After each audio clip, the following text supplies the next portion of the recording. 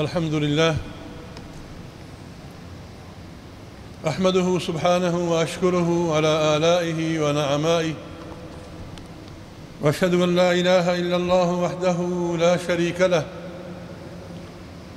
وأشهد أن سيدنا ونبينا محمدًا عبد الله ورسوله، صلوات الله وسلامه عليه وعلى آله وأصحابه ومن اهتدى بهديه واستنى بسنته إلى يوم الدين. أما بعد، فيقول الله تبارك وتعالى في محكم كتابه: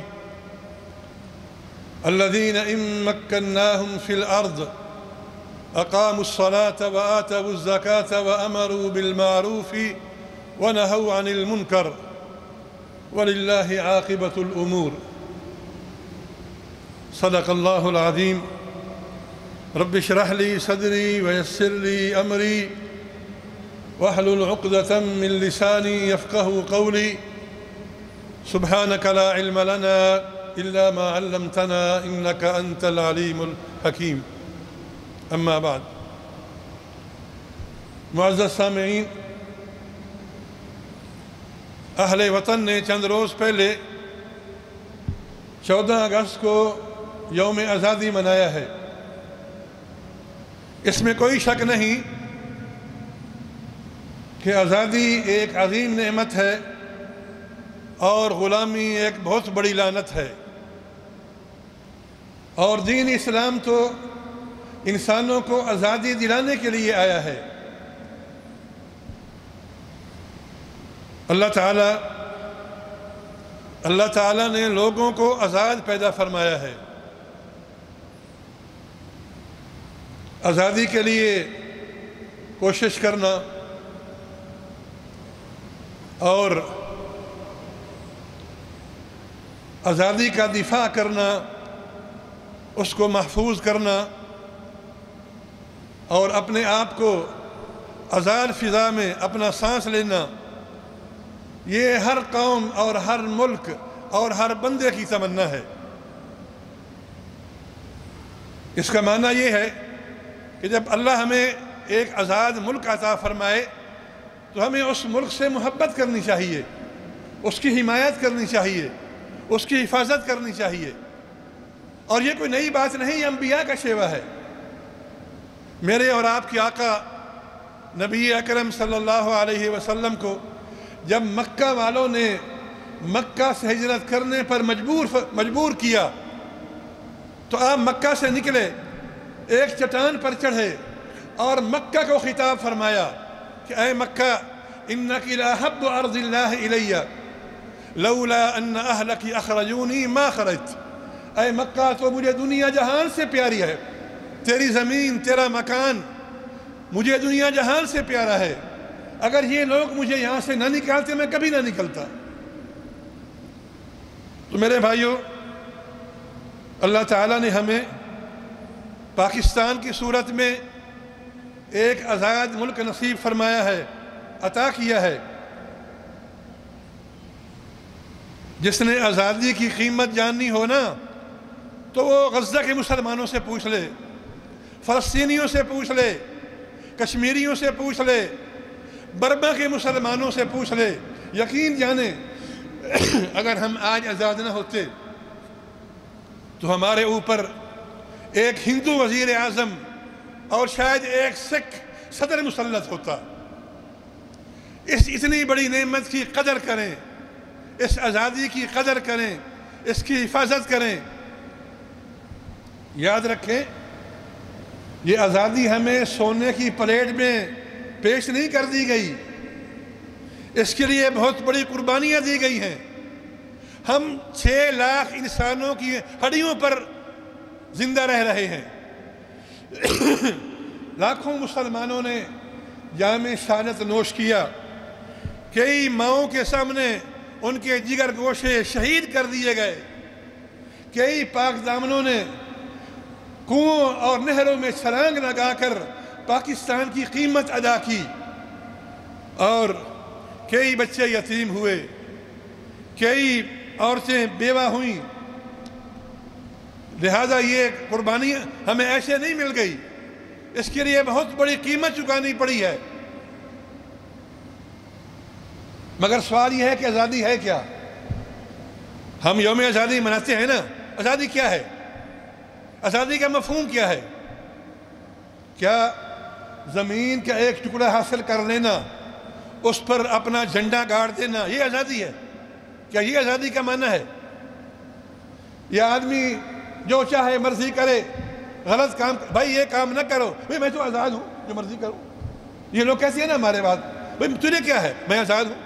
کیا یہ آزادی ہے؟ بالکل یہی چیز شعیب علیہ السلام کی قوم نے کہی تھی۔ وہ لوگ تولنے میں بے ایمانی کیا کرتے تھے اپنے میزان میں، تو آپ نے منع فرمایا تم کیوں کرتے ہو؟ قالوا اصلاتك تأمرك ان نترك ما يعبد آباؤنا او ان نفعل في اموالنا ما نشاء۔ شعیب تمہیں کیا ہو گیا؟ ہمارے مال ہیں جو مرضی کریں، تم کیوں روکتے ہو؟ ہماری مرضی جس کی پوجا کریں، تم کیوں روکتے ہو؟ بالکل یہی بات فرعون نے کہی تھی اپنی قوم سے جب موسیٰ علیہ السلام نے ان کو ظلم سے روکا، اللہ سے ڈرایا، تو فرعون کہنے لگا ان ھذان لساحران یریدان ان یخرجاکم من ارضکما۔ ارے خیال کرو، یہ دو جادوگر موسیٰ اور ہارون تمہارے اوپر، تمہاری زمین پہ قبضہ کرنا چاہتے ہیں، یہ تمہیں یہاں سے نکالنا چاہتے ہیں۔ بھلا کیا موسیٰ نے نکالنا تھا اور یہ کیا کرنا تھا؟ تو یہ جو ہم نے آزادی کا ایک خاص مفہوم بنا لیا ہے، یہ آزادی نہیں ہے، یہ تو اپنی مرضی کرنے کا نام ہے، جو مرضی کرو، حرام کرو، حلال کرو، جائز کرو، ناجائز کرو، یہ آزادی کا مفہوم نہیں ہے۔ تو آزادی کا مفہوم کیا ہے؟ حضرت سعد بن ابی وقاص رضی اللہ تعالی عنہ جب بلاد فارس میں فتوحات کر رہے تھے، فارس کے علاقے میں، تو رستم جو ان کا بہت بڑا قائد تھا فارسیوں کا، اس نے آپ کو ایک پیغام بھیجا اور کہا کہ ہم لڑ رہے ہیں، کیا یہ بہتر نہیں کہ ہمارے پاس کوئی وفد بھیجو، اس سے بات کرتے ہیں، شہر کا مسئلہ نکل آئے۔ حضرت سعد بن ابی وقاص نے یہ ارادہ فرمایا کہ اپنی لشکر کے کو بڑے بڑے چند سیدھا لوگوں کو بات چیت کے لیے بھیجیں۔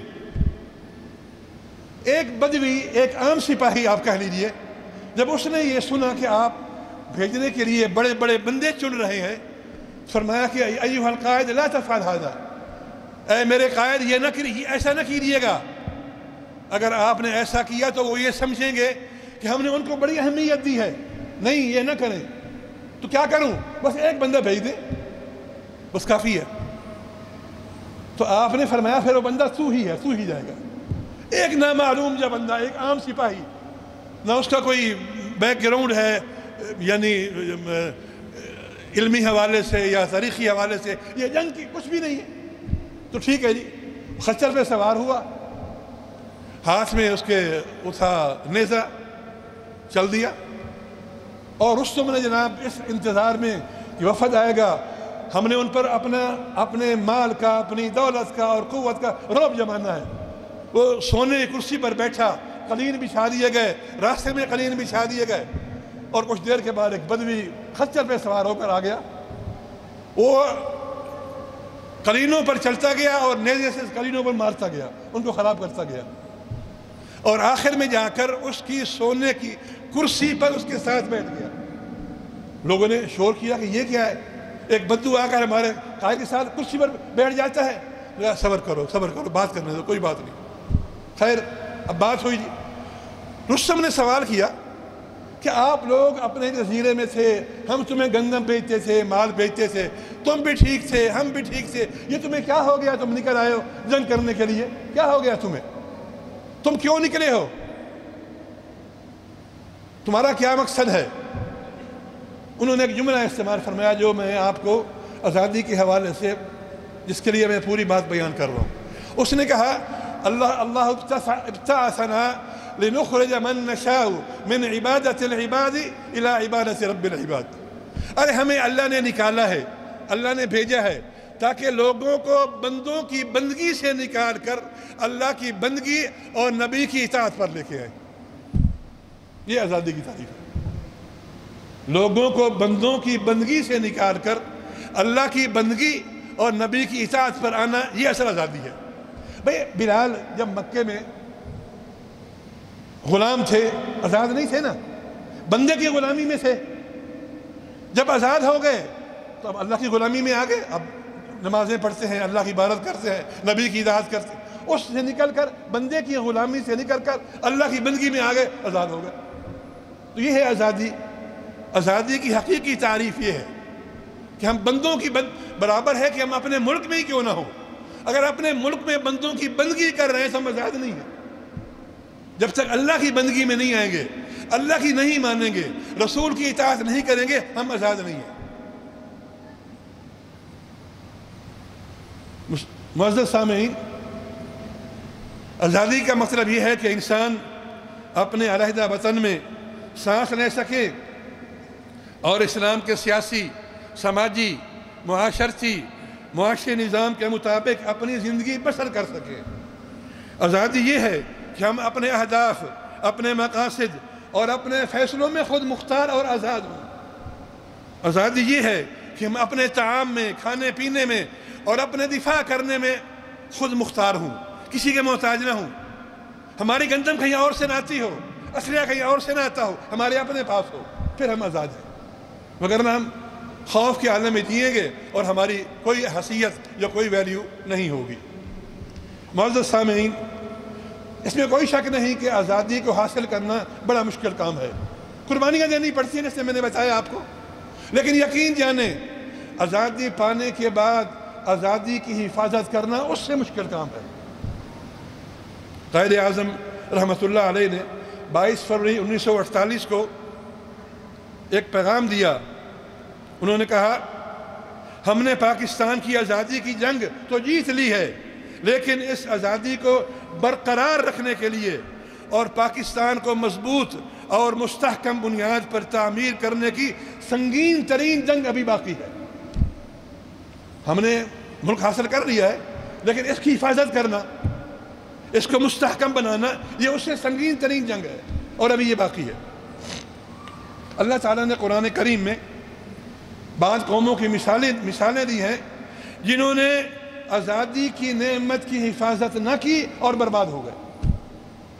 اللہ تعالیٰ ایک قوم کے بارے میں فرماتے ہیں، کانت آمنة مطمئنة یاتیہا رزقہا رغدا من کل مکان۔ ایک قوم کے بارے میں کہا، ملک کے بارے میں کہا، بڑا امن تھا، بڑے پرسکون تھے، رزق کی فراوانی تھی، کوئی مشکل نہیں تھی، عیش کر رہے تھے۔ پھر کیا ہوا؟ انہوں نے اس کی قدر نہ کی، اس نعمت کی قدر نہ کی، تو کیا ہوا؟ فَأَذَاقَهَا اللَّهُ لِبَاسَ الْجُوعِ وَالْخَوْفِ، تو اللہ نے ان کو چکھایا مزہ بد امنی کا اور بھوک کا۔ وہ ختم ہو گیا جو عیش کرنے کے زمانے تھے، تم نے اس کی قدر نہیں کی، اب یہ چکھو۔ فَأَذَاقَهَا اللَّهُ لِبَاسَ الْجُوعِ وَالْخَوْفِ۔ ایک اور قوم کے بارے میں، قوم سبا کے بارے میں قرآن نے کہا، بَلْدَةٌ طَيِّبَةٌ وَرَبٌّ غَفُورٌ۔ اس قوم کے بارے میں کیا کہا؟ بہترین علاقہ تھا ان کے پاس، زرخیز زمین تھی، دائیں بائیں باغات تھے، لیکن اس قوم نے اس نعمت کا دفاع نہ کیا، اس آزادی اور اللہ کے فضل کا دفاع نہ کیا، اس کی حفاظت نہ کی، تو کیا ہوا؟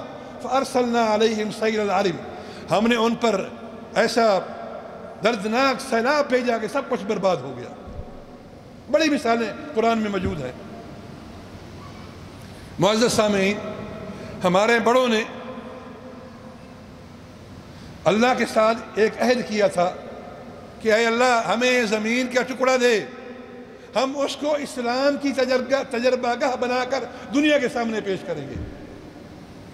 اور یہی عہد و میثاق اللہ نے بنی اسرائیل سے بھی لیا تھا، ہم سے پہلے، ان سے بھی، بلکہ قرآن کریم نے تو اس عہد و میثاق کے وہ دفعات ہی بیان فرمائے ہیں جو اللہ نے ان کے ساتھ طے کیے تھے نبی کے ذریعے سے، کہ تم نے یہ کرنا ہے، تم نے یہ کرنا ہے۔ قرآن نے کہا، وَقَالَ اللَّهُ إِنِّي مَعَكُمْ، اے بنی اسرائیل کے لوگ یاد رکھو، دیکھو، اگر تم نے اس میثاق پر عمل کیا تو میری معیت، میری نصرت، میری تائید تمہارے ساتھ ہوگی۔ پھر اللہ نے اس میثاق کے چند دفعات بیان فرمائے، قرآن میں موجود ہے، کیا ہے؟ لا تعبدون الا اللہ، پہلی بات یہ ہے کہ اللہ کے سوا کسی اور کی عبادت نہیں کرو گے۔ وَقُولُوا لِلنَّاسِ حُسْنًا، لوگوں کے ساتھ اچھی بات کرو گے، بری بات نہیں کرو گے۔ لِتُبَيِّنَهُ لِلنَّاسِ وَلَا تَكْتُمُونَهُ، جو ہم نے تمہیں علم دیا ہے، تورات دی ہے، اسے لوگوں کو بیان کرو گے، چھپاؤ گے نہیں۔ انہوں نے چھپایا تھا۔ لَئِنْ أَقَمْتُمُ الصَّلَاةَ، نماز قائم کرو گے، وَآتَيْتُمُ الزَّكَاةَ، زکوٰۃ دو گے، لَا تُسْفِكُونَ دِمَاءَكُمْ، خون ریزی نہیں کرو گے، اللہ يقولوا علی اللہ الا الحق، اللہ پر جھوٹ نہیں بکو گے۔ یہ وہ چند الفاظ قرآن میں موجود ہیں جو اللہ اور بنی اسرائیل کے درمیان طے ہوئے تھے۔ پھر کیا ہوا؟ بنی اسرائیل نے یہ عہد توڑ ڈالا، اس پہ عمل نہیں کیا، نبیوں کو قتل کیا۔ یحییٰ علیہ السلام کو یہودی حاکم کی مجلس میں لٹا کر چھری سے قتل ذبح کر دیا گیا، نبیوں کو قتل کیا، توراۃ میں تحریف کی جو آج تک ہو رہی ہے۔ پھر اللہ نے کیا کیا؟ لعناہم وجعلنا قلوبہم قاسیہ، ان کے اس کرنے کے بعد اللہ نے ان پر لعنت اور ذلت کی، لعنت اور رسوائی کی، ذلت مسلط کی، دل سخت کر دیے، ان پر کوئی اچھی بات اثر ہی نہیں کرتی تھی۔ معزز سامعین، اس طرح میں نے ابھی کہا، ہمارے بڑوں نے 77 سال پہلے اللہ کے ساتھ یہ عہد کیا تھا، اللہ ہمیں ایک زمین کا ٹکڑا دے، ہم اس کو ایک مثالی ملک بنا کر اور اس کو اسلام کی تجربہ گاہ بنا کر دنیا کے سامنے پیش کریں گے۔ ان کا مقصد دنیا کے نقشے پر ایک مزید ملک کا اضافہ نہیں تھا، ان کا مقصد تھا کہ اسلام کی تجربہ گاہ بنا کر لوگوں کے سامنے پیش کی جائے، دیکھو یہ اسلام ہے۔ لیکن افسوس، ہم بھی عہد شکن ثابت ہوئے، ہم نے بھی اس عہد کے ساتھ وفا نہ کی، اس کی وجہ سے مسلسل مسائل کی دلدل میں پھنستے گئے، دل بنجر ہو گئے، سینے پتھر ہو گئے، اور ہم پر بھی حق کی بات نے ہم پر بھی بے اثر ہو گئی، اثر نہ کرنے لگی۔ یار ذرا غور تو کریں، ہم جس چیز کو اقتصادی اور سیکورٹی مسائل سمجھ رہے ہیں، کہیں وہ اس عہد شکنے کی سزا تو نہیں ہے جو ہم نے اللہ کے ساتھ کی ہے؟ کیا یہ بدامنی جس کو ہم بدامنی کہہ رہے ہیں، کہیں وہ دلوں کی سختی کی سزا تو نہیں ہے؟ سوچنا چاہیے۔ معزز سامعین، الحمدللہ ہم آزاد ہو گئے، اللہ نے ہمیں ایک بہترین زمین کا ٹکڑا عطا کیا، دنیا کا سب سے بڑا نہری نظام، چاروں موسم زرخیز زمین عطا فرمائی، جس میں سونا، چاندی، پٹرول، گیس اور مختلف معدنیات اللہ تعالیٰ نے اس میں ودیعت کیے۔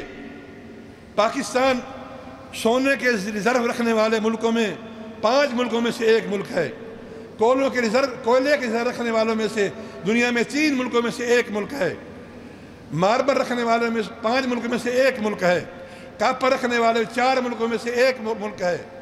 دنیا کی دوسری نمک کی بڑی کان پاکستان میں ہے، لیکن ہماری بدقسمتی کہ ہم آج تک ان چیزوں سے کوئی فائدہ نہ اٹھا سکے۔ ہمارے پاس یہ ہے، ہمارے پاس یہ ہے، ہمارے پاس پٹرول ہے، ہمارے پاس اتنے ارب وہ کیا ہے وہ پٹرول کے وہ ہیں ہمارے، تو کہاں ہیں بھائی؟ نکالو اس کو، قوم کو فائدہ پہنچاؤ۔ روز سنتے ہیں کہ ہمارے پاس یہ ہے، یہ ہے۔ ہماری بدقسمتی ہے کہ ہم آج تک اس سے فائدہ نہ اٹھا سکے۔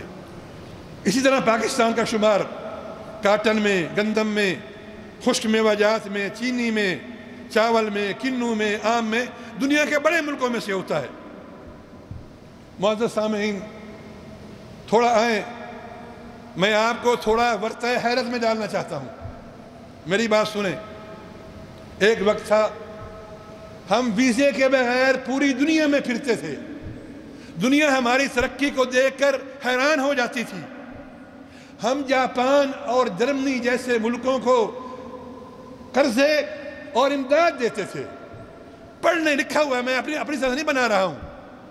دوسری جنگ عظیم کے بعد جاپانی ایک ٹائم کھانا کھاتے تھے 24 گھنٹے میں، پاکستان نے بحری جہاز چاولوں کا بھیجا، وہ اس طرح شکریہ کر کے پاکستان کا شکریہ ادا کرتے تھے۔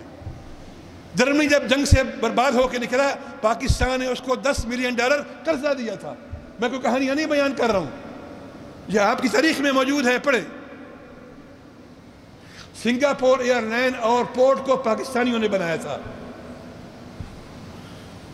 دنیا کی چوتھی بہترین airline Emirates airline Karachi سے سٹارٹ ہوئی تھی، اس کا کوڈ آج تک EK ہے، E امارات اور K کراچی ہے آج تک۔ ہم نے ان کو جہاز بھی دیا اور عملہ بھی دیا۔ انڈونیشیا اور ملیشیا کے اشرافیہ کے بچے پاکستان میں آ کر پڑھتے تھے۔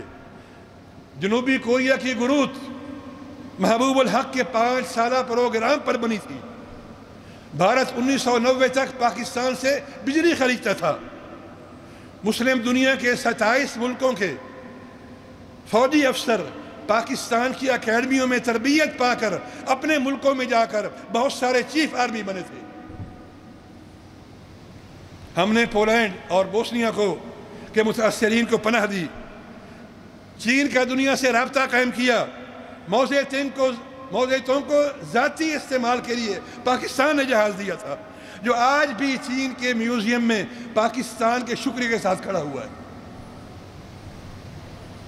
شاہ ایران ہر دوسرے مہینے پاکستان کا وزٹ کیا کرتا تھا اور پاکستان کی ترقی کو حیرت سے دیکھتا تھا۔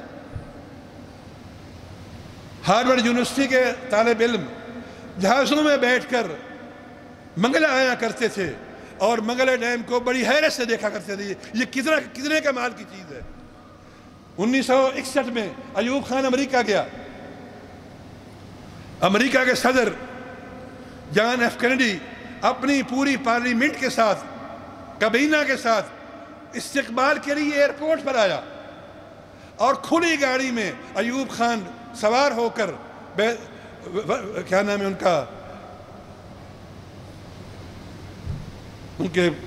ان کے وائٹ ہاؤس گیا، اور امریکی عوام راستے میں روڈ کی دونوں طرف پھول لے کر ویلکم ویلکم کے نعرے لگا رہے تھے۔ یہ آپ کی تاریخ میں موجود ہے، آپ دیکھیں اور پڑھیں۔ ہاں معزز سامعین، ہم ایسے تھے، دنیا میں ہماری بڑی عزت تھی، پاکستانی کہلوانا بڑا فخر تھا۔ پھر کیا ہوا؟ ہمیں نظر لگ گئی؟ ارے نہیں، نظر نہیں لگی، ہم کرپٹ ہو گئے، ہم سرکش ہو گئے، بے ایمان ہو گئے، راشی ہو گئے، سود خور ہو گئے، ظالم ہو گئے، خدا کی زمین پر اس کے باغی ہو گئے، دنیا کے سامنے ذلیل و خوار ہو گئے، پسماندگی، معاشی بدحالی، بدامنی، انحطاط، ذلت اور تنزلوں کی علامت بن گئے۔ مافیاز بن گئے، گندم مافیا، چینی mafia, petrol mafia, medicine mafia اور پتہ نہیں کیا کیا مافیا اور قبضے گروپ بن گئے۔ ہم نے پیارے پاکستان کے ساتھ دھوکہ کیا۔ ہم نے جو آزادی کے وقت عہد کیے تھے وہ پورے نہیں کیے، بلکہ ان کے خلاف کیا۔ آج تک کوئی سسٹم نہ بنا سکے، نہ نظام حکومت چلانے کے لیے کوئی ہنر سیکھ سکے، نہ انصاف کا نظام قائم کر سکے، نہ معیشت کو درست کر سکے، اور نہ ہی آج تک ملک کو کوئی شفاف انتخابی سسٹم دے سکے۔ پاکستان کو اسلامی فلاحی ریاست بنانے کے نعرے تو بڑے لگائے گئے، قرارداد پاکستان یا قرارداد مقاصد اور اسلامی تعلیمات کے مطابق ملک کو چلانے کے وعدے تو بہت کیے گئے، لیکن ان پہ عمل کبھی نہیں ہوا، بلکہ عمل اس کے خلاف ہوا ہے۔ پاکستان کے ساتھ اتنا بڑا دھوکہ کر کے، ظلم کر کے، کیا ہم ترقی اور خوشحالی کی منزل پا سکتے ہیں؟ ایک سوال ہے، سوچئے گا اس بارے میں۔ معزز سامعین، بڑا دکھ ہے، ہم نے بڑی محنت اور جد و جہد بلکہ ایمانداری کے ساتھ اس ملک کو برباد کیا ہے۔ ہم نے اس کی عزت اور وقار کو ایڑی چوٹی کا زور لگا کر مٹی میں ملایا ہے۔ مگر اب سوال یہ ہے کہ کیا کوئی لوٹنے کا راستہ ہے؟ کیا کوئی واپس آنے کی گنجائش ہے؟ جی ہاں ہے۔ میں مایوس نہیں کرنا چاہتا۔ اگر ہم آج اپنے اوپر رحم کر لیں، اپنے ساتھ مہربانی کر لیں، تو 10-20 سال میں انشاءاللہ ہم بہترین قوم بن سکتے ہیں۔ مگر اس کے لیے ہمیں سخت فیصلے کرنے ہوں گے۔ پہلی بات تو یہ ہے کہ ملک میں امن اور سیاسی استحکام لانا ہوگا۔ یقین جانیں امن اور سیاسی استحکام کے بغیر غیر ملکی تو کیا پاکستانی بھی سرمایہ کاری نہیں کریں گے۔ نمبر 2، ملک میں اجتماعی نظام عدل قائم کرنا ہوگا۔ امیروں اور غریبوں کے لیے ایک قانون بنانا ہوگا۔ امیروں کو ٹیکس میں چھوٹ دے کر اور تنخواہ دار اور غریبوں پر مزید ٹیکس لگا کر ملک نہیں چل سکتے۔ نمبر 3، ملک کے تمام اسٹیک ہولڈر ایک بار مل کر بیٹھ کر اگلے 20 سال کا قومی منصوبہ بنائیں۔ مجھے یاد ہے جب یہ صدی شروع ہوئی تھی، ابھی تو ہم 2024 میں چل رہے ہیں، 24 سال پہلے کی بات کر رہا ہوں، میں نے رپورٹ پڑھی تھی جاپان کے بارے میں۔ اس میں بتایا گیا تھا کہ جاپانیوں نے یعنی 2001 میں کہہ لیجئے 2001 میں آئندہ 50 سال میں کیا کرنا ہے اس کا اپنا پورا خطہ ترتیب بنا کے رکھ دی ہے۔ اس میں کوئی تبدیلی اب نہیں آئے گی، وہ 50 سال اس کو پورا کرنا ہے۔ ہمارے بھلا کوئی نہیں، شام کو کیا ہوگا، کل کیا ہوگا، کوئی ترتیب ہے ہی کوئی نہیں۔ اگر کوئی حکومت کچھ کرتی ہے تو اگر یہ حکومت کہتی ہے یہ تو غلط ہو گیا، سب کچھ چھوڑو، اس کو ہم نیا کرتے ہیں، اور ہم اسی نئے میں چلتے چلتے برباد ہو گئے۔ تو میں یہ کہہ رہا ہوں کہ جو ملک اسٹیک ہولڈر ہیں، جو اس قوم کے رہنما بنتے ہیں، وہ سب مل کر آئندہ کم از کم 20 سال کے لیے، آئندہ آنے والے 20 سال کے لیے کوئی قومی منصوبہ تیار کرے اور پھر اسے کسی کو چھیڑنے کی ہمت نہ ہو۔ نمبر 4، ملک کو بزنس فرینڈلی بنایا جائے۔ جو کوئی کارخانہ لگائے، چاہے یہاں پر کام کرنا چاہے، اسے ٹیکس میں رعایت دی جائے۔ اسی طرح ملک میں انتخابی اصطلاحات متعارف کرائی جائیں، ہمارے ہاں فری اور فیئر انتخابات ہوں۔ اسی طرح کرپشن، رشوت اور سود خوری کو ختم کرنے کے لیے ہمیں مزید محنت اور کام کرنا ہوگا۔ نمبر 7، 30 سال کی عمر کے نوجوانوں کو ہنر مند بنائیں۔ ملک میں کوئی بے ہنر اور بے روزگار نہ ہو۔ معزز سامعین، تمام طبقات میں ہم آہنگی اور محبت پھیلانا ہوگی۔ آپس میں اختلافات ہوتے ہیں، مگر ایسا تو نہ ہو کہ ہر بات میں نفرت، صوبے میں نفرت، قوم میں نفرت، سیاست میں نفرت۔ ان نفرت کی دیواروں کو اللہ کے لیے گرا دو۔ معزز سامعین، یقین کریں، اگر ہم یہ چند امور یقینی بنا لیں تو عزت اور ترقی کی شاہراہ پر دوبارہ آ سکتے ہیں، وگرنہ ہم اسی طرح بھیک مانگ مانگ کر ختم ہو جائیں گے اور تاریخ کے اوراق میں ہمارا ذکر تک نہیں ہوگا۔ جس طرح علامہ اقبال نے کہا ہے، وطن کی فکر کر ناداں، مصیبت آنے والی ہے، تیری بربادی کے مشرے ہیں آسمانوں میں۔ نہ سمجھو گے تو مٹ جاؤ گے اے ہندوستان والو، میں کہتا ہوں نہ سمجھو گے تو مٹ جاؤ گے اے پاکستان والو، تمہاری دانس تک بھی نہ ہوگی داستانوں میں۔ اللہ تعالی ہمارے حال پہ رحم کرے اور ہمیں اپنے ملک اور آزادی اور اپنی سلامتی کو محفوظ بنانے کی توفیق عطا فرمائے۔ وآخر دعوانا ان الحمد للہ رب العالمین۔ الحمد للہ احمده كما امر واشهد ان لا اله الا الله وحده لا شريك له الذي شرع فقدر، واشهد ان سيدنا ونبينا محمدا عبد الله ورسوله صاحب اللواء والكوثر، نبي غفر الله له ما تقدم من ذنبه وما تأخر، ومع ذلك فقد قام على قدمه الشريفة حتى تفطر۔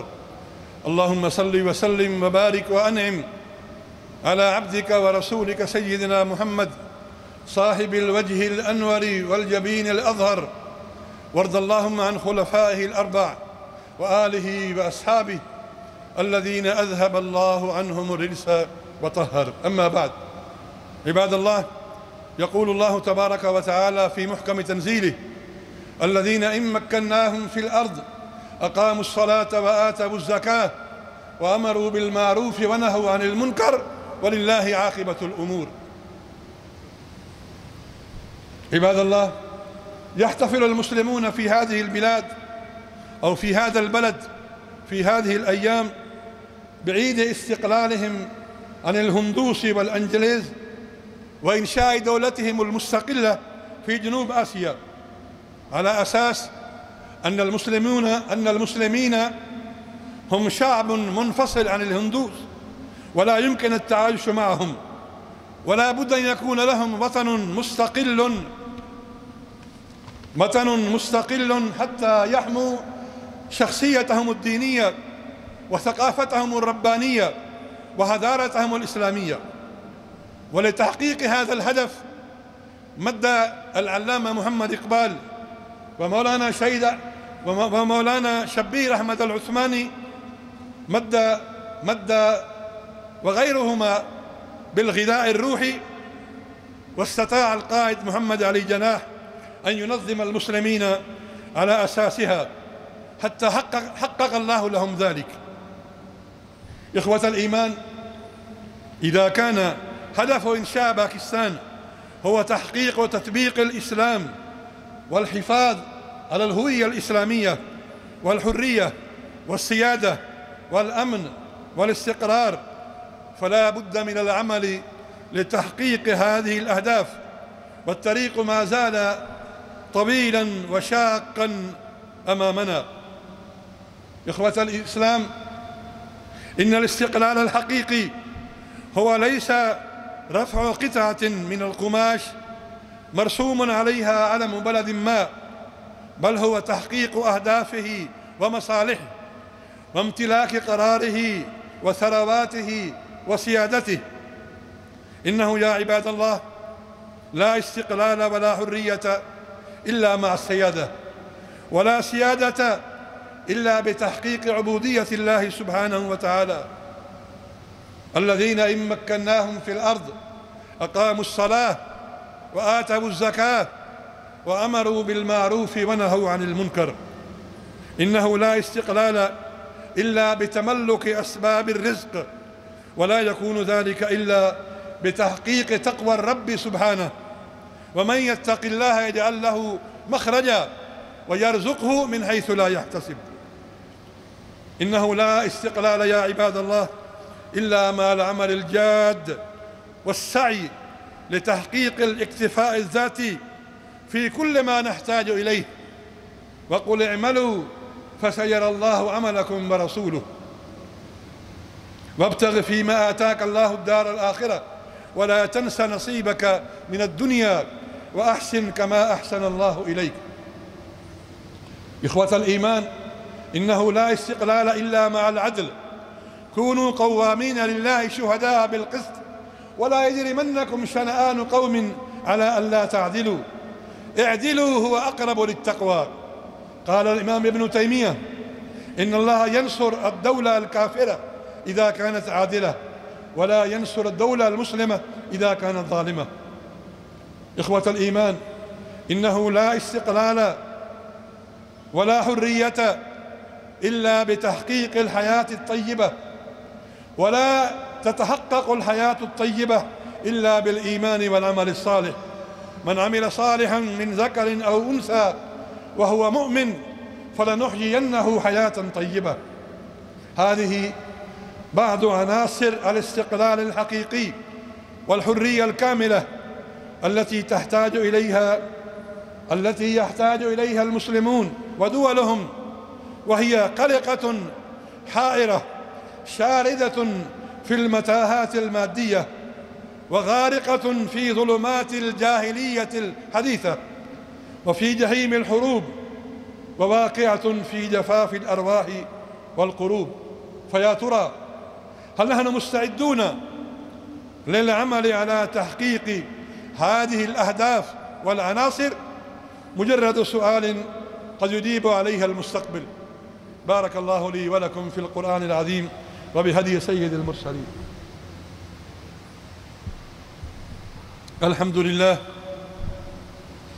أحمده كما أمر وأشكره على آلائه ونعمائه وقد وعد بالزيادة لمن شكر وأشهد أن لا إله إلا الله وحده لا شريك له إله الأولين والآخرين وأشهد أن سيدنا ونبينا محمدًا عبد الله ورسوله سيد الأولين والآخرين صلى الله تعالى عليه وعلى آله وأصحابه ومن اهتدى بهديه إلى يوم الدين. أما بعد، إخوة الإيمان، إننا إذا حققنا هذه الأهداف وهذه العناصر وحققنا العبودية الحقة لله تبارك وتعالى فإننا نحصل في مقابل ذلك على معية الله سبحانه وتعالى. وقال الله: إني معكم لئن أقمتم الصلاة وآتيتم الزكاة وآمنتم برسلي. والمراد من المعية هنا المعية الخاصة التي تقتضي النصر والتأييد والحفظ والإعانة، وهي مصداق قول الله تبارك وتعالى: إنا لننصر رسلنا والذين آمنوا في الحياة الدنيا ويوم يقوم الأشهاد. إخوة الإيمان، إن إحساس المؤمن بمعية الله تبارك وتعالى ويقينه أن الله معه يسمعه إذا شكى ويجيبه إذا دعا ويأخذ بيده إذا كبى ويمده إذا هوى ويعينه إذا اشتكى ويجيبه إذا نادى وينصره في الآخرة والأولى لهو إحساس عظيم. إذن فمن كان الله تعالى معه فلا شيء ضده، ولا يحزن ولا يقلق ولا ييأس ولا يقنط، لأن الله تعالى معه. ألا وصلوا وسلموا على النبي الكريم والرسول العظيم والرؤوف الرحيم، وقد أمركم الله تبارك وتعالى بذلك في كتاب المبين، فقال عز من قائل عليما: إن الله وملائكته يصلون على النبي يا أيها الذين آمنوا صلوا عليه وسلموا تسليما. وقال صلى الله عليه وسلم: من صلى علي مرة صلى الله عليه بها 10.